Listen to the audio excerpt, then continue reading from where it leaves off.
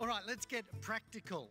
What are some specific things you can do to get happier? Get into a relationship, get out of a relationship, eat better food, stop talking to that person at work who keeps mucking with your head, watch less TV, more TV, join Facebook or leave Facebook, have more children, have less children, hang out with the Amish, move to Calcutta. What works? To tell us a bit about what works, we're going to be joined by Dr. Anthony Grant, who is a coaching psychologist and director of the Coaching Psychology Unit at the University of Sydney, co-author of 8 Steps to Happiness, the companion volume to the ABC TV series Making Australia Happy. He has been awarded the British Psychological Society Award for his contribution to coaching psychology, and 2 years ago was awarded the Vision of Excellence Award from Harvard University for his contributions to the development of a scientific foundation to coaching. Please welcome Dr. Anthony Grant. So how are we all today? Good or excellent? Excellent. Marvellous, marvellous, marvellous, marvellous. So the ABC TV series, Making Australia Happy. Many of you will have spent countless hours glued to the box, probably depriving yourself of nutrition, family communication, and maybe even beer, just to watch that. The ABC TV series, Making Australia Happy. Reality TV meets the science of positive psychology and puts it to the test of inner city Sydney. Sounds good, doesn't it? Yes. Sounds good, but what's the reality behind the rhetoric? What's the science behind the scenes? And above all, what are the lessons, if any, can we learn from reality TV shows about happiness? And how can we apply those to our own lives? Great questions. I'm sure you'll agree. But let's go back to the beginning of the story and see how it started. I'd like to introduce to you Jennifer Cummings. Jennifer is a well-known and reputable television producer. She approached me about 2 years ago. She said, Anthony, darling. That's what they say, darling, darling. Darling, she said, darling, darling, darling, I've got a marvellous idea for a television show on happiness. Right? Yeah. Yes, happiness, a doco on happiness. I thought to myself, yes, here am I, a respected academic from Sydney University, the hallowed halls of fame. I've struggled now for 10 or 15 years to try to establish credibility for coaching and applied positive psychology, and you'd like me to do a reality TV show on happiness. I could see my career drifting away. She said, oh no, it's going to be a doco, darling, be a doco, darling, and what's more, we'd like you to write a self-help book on happiness. 8 steps to happiness. I thought to myself, you must be freaking joking.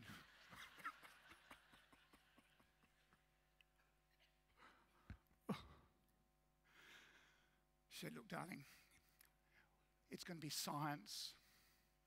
We're going to put it out there and it's going to make a difference in the world. I thought, well, you know, what does it matter if I walk around Sydney University, my name scrubbed off promotion lists, and people going, oh, there's Anthony Grant. He had a promising career as an academic. Anthony has been Grant. I think he became a talk show host. I thought, does it really matter? She said, we're going to make it very scientific. It's going to be very rigorous. And I thought to myself, well, if it all crumbles away, if it all turns to dust, if it's all nonsense, I can write an expose on the reality TV show industry. Sounds good? I thought, you can't lose. We'll give it a go. So we did. We went off to Marrickville because I don't know if you know this, but the inner city of Sydney is the most miserable place in Australia. Now, it may be correlated with a shortage of parking spots, the exorbitant prices of inner city housing, but that's the fact of the matter. And we we went off to find 8 people. And the idea here is really, could we take the science of positive psychology and take it out on the streets? And could it work? And could we make a documentary about that? I'm joking really about the reality TV, so it really was a serious endeavor. Now, I knew from my own personal coaching and research, my experience, that positive psychology done well, coaching done well, evidence-based approaches really makes a big difference in people's lives, you know. We know it, we've seen it, we've worked with it, we've measured it, I know it works. Here's the question though. Can you take 8 people and actually make it work for them? And I was very skeptical about this. So we tried to find 8 normal people, and believe me, finding 8 normal people is very difficult. You know, as my 12-year-old son Toby often says to me, "Dad, why can't you be normal?" I play my loud guitar in the front room. "Why can't you be a normal dad?" I said, "Toby, the only normal people are those you don't know very well." Anyway, we worked really hard to try to find a representative group of Australians. And I know there's people that could be in there that weren't, but we ended up with Rebecca, 40-year-old woman, 2 young twins, Stephen, middle-aged, middle-class father, struggling to balance work and life, Rebecca, young single mother with 2 kids, Natalia, a lovely woman in her 30s, but couldn't find the right partner, just couldn't seem to get into a relationship, had a lot of resentments holding her back, you know. If you don't identify with some of these people, then come and see me afterwards because we can do some therapy together. Cade, beautiful young guy, great talented artist, but so shy he couldn't take his art out into the public, you know. The other Rebecca, who just retired. Cade, Ben, the 26-year-old guy, lost, as many of us are in our 20s, wondering, what the hell do I do with my life? Mounting credit cards debts, loves to party but no direction. And the person that many of us fathers will identify, Tony Iskander, juggling work and business, trying to get a business happening, trying to connect with his people, connect with his clients. 8 very normal people. And we put them, and actually I was interviewed once, somebody said to me, "Oh, and you made them happy?" I said, "Yes, we put them up against the wall, we gave a gun in their face and said, 'Smile or die.'" Here's a message from Barbara for you. Of course, what we didn't make them happy. What we did is we put together 8 very powerful interventions that were supported by the positive psychology literature. And this is what they look like, 8 scientifically validated steps, as it were. And the first lesson that I learned from doing this, and I guess, do you ever learn new lessons? Probably not. But the first lesson that I think that we can take away from the show is it is not one size fits all. You know, when people say, "Oh, here's the 8 steps to this, here's the 6 steps to this, here's your 12, here's this," it's not one size fits all. We're all very individual. And when we're doing these kind of interventions, when we're doing this kind of work on ourselves, we need to make it fit for ourselves. It is not one size fits all. Nevertheless, we started off, we had them all, and if you've seen the show, you'll see, you've seen the scene in the graveyard. They had no idea we were taking them to a graveyard, and we asked them to write a eulogy. Now, I don't know how many people here have written their own funeral speech. But if you haven't written a eulogy, I strongly suggest you try it. It's a very confronting experience. I did it myself. And it wasn't so much a eulogy as an apology. And it really highlights the values and the goals and the things that we're trying to achieve, and we didn't. So we had them do the eulogy. We had them perform random acts of kindness, all scientifically validated ways to increase well-being. We did an altruism exercise, and I'll tell you about some of the fascinating data from that in a moment. We had them do mindfulness. Dr. Russ Harris, who many of you will know, was our mindfulness expert. We did mindfulness with them. One of the things that's very, very close to my heart is solutions and strengths-based approaches. So Tony Iskander especially had the strength of gratitude, but he'd never really expressed his gratitude to the people who worked for him. So we had him actually organize a dinner where he appreciated and gave praise to his team. And that made a huge difference to both his well-being and the team's well-being. Forgiveness. You know, out of all the positive psychology interventions and techniques, forgiveness is perhaps the one that is least addressed. You know why? Because it's scary. It's damn scary. Natalia and Rebecca both had long-standing resentments, and resentments is almost like a cancer of the soul. You know, we harbour a grudge. We make a safe place for that resentment. We take it out every so often, polish it up. So we had them do forgiveness exercises, and they were able to start to let go of some of the resentments that held them back in a very real way. And we helped people build social networks. In fact, one of the most powerful scenes from the show was when we gathered all the community that these 8 volunteers had touched during the course of the show and brought them together. It was a very powerful moment. And perhaps the step that we don't pay attention to, because we tend to think of change as being a linear business where we move forward, is the reflect, renew, and review. And taking that time to pause, to look at what's working and not working, very, very important. But one of the second kind of big lesson that I got from doing the show and the looking at the data, which I'm going to come to in a moment, was that it's not just about thinking. You know, often we think, if I can only think myself happy, everything will be okay. Actually, the big lesson for me was that you need a mixture of both the physical changes the mental, emotional changes, and the spiritual changes too. So if you're unhappy and you haven't had a vegetable for 5 years, like Cade hadn't done, except what was on pizza, if you're sedentary for 22, 23 hours a day, which some of our people were, all the positive thinking, all the connecting with other people is not really going to make that difference until you get that foundation right. Sleep, exercise, good food. Actually, now I think about it, it's pretty much what my mother said to me. Pretty disappointing, eh? Now, how could we measure this? This is the key thing. We wanted to make it science. We wanted to be able to measure what we did. So the science behind the scene. Now, because it was a TV show, obviously you have to have a snappy 100 happy index. And so we did. And the score on this was quite clever, I thought, because I invented it, was if you scored 50, you were neither happy nor sad, if that's possible. Below 50, more sad than happy. Above 50, more happy than sad. And to make it scientifically validated, which was very, very important, we used a number of well-validated scales. Depression, anxiety and stress inventory, positive and negative affect scales, the satisfaction with life scale. For those that are into measurement of well-being, you'll know these scales well, and psychological well-being scales. Now, as a psychologist, of course, that's all grist for the mill for me. That's all, you know, oh yes, thinking well, be well, you know the kind of thing I mean, right?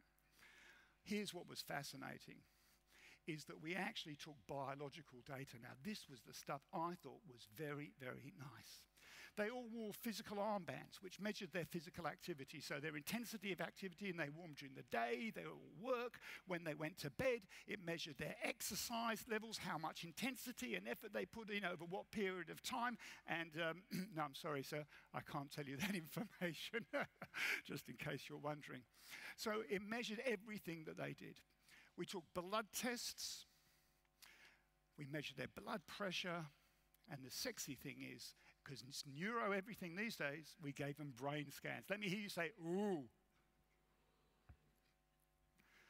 It was fascinating. It really was. The rationale is this, you know, if this is going to work, it's not just going to change what they say, but how they are in their bodies. Mind and body connected, what a great idea that is.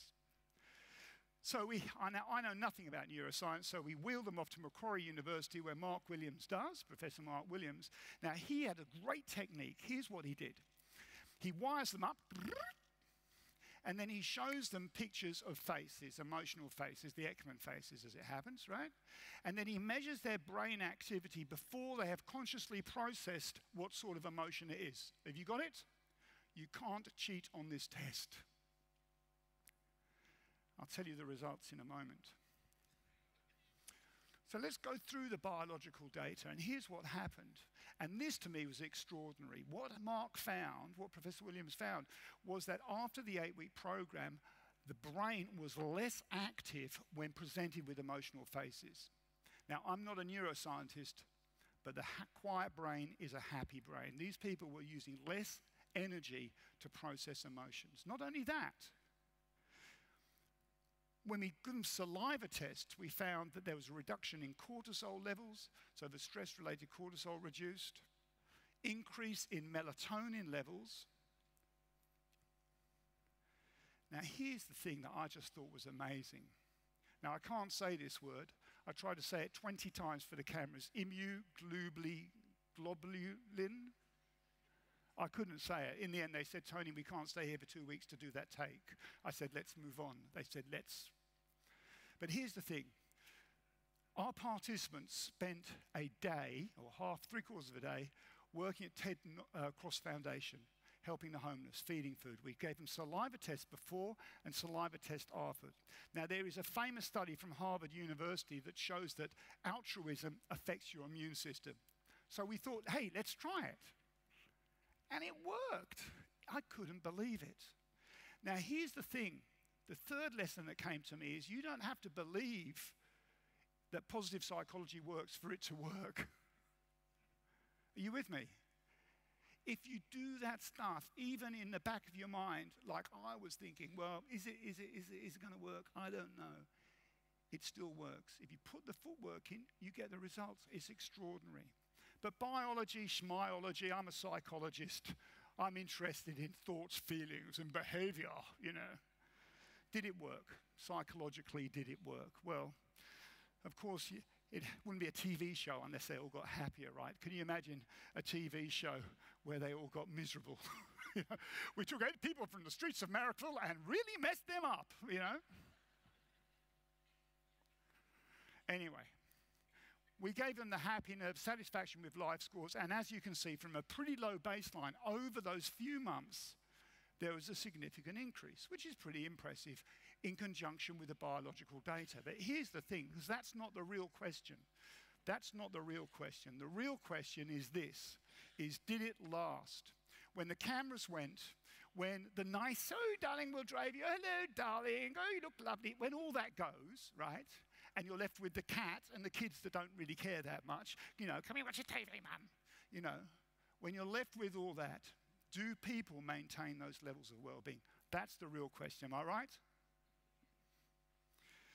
So I did a follow-up 6 months later, 24 weeks later, 6 months later. Now, pause for a moment and think. 6 months, June, Christmas, January. Think back to Christmas, January this year. What were you doing? Think about all the ups and downs in January, in February. What happened in March, in April, in May, right? So these people started from a very low baseline. Here's the question I wanted to know, and the fantastic question is, would they maintain their well-being or would they go right back? And here's the thing, is they pretty much kept that same level 6 months later.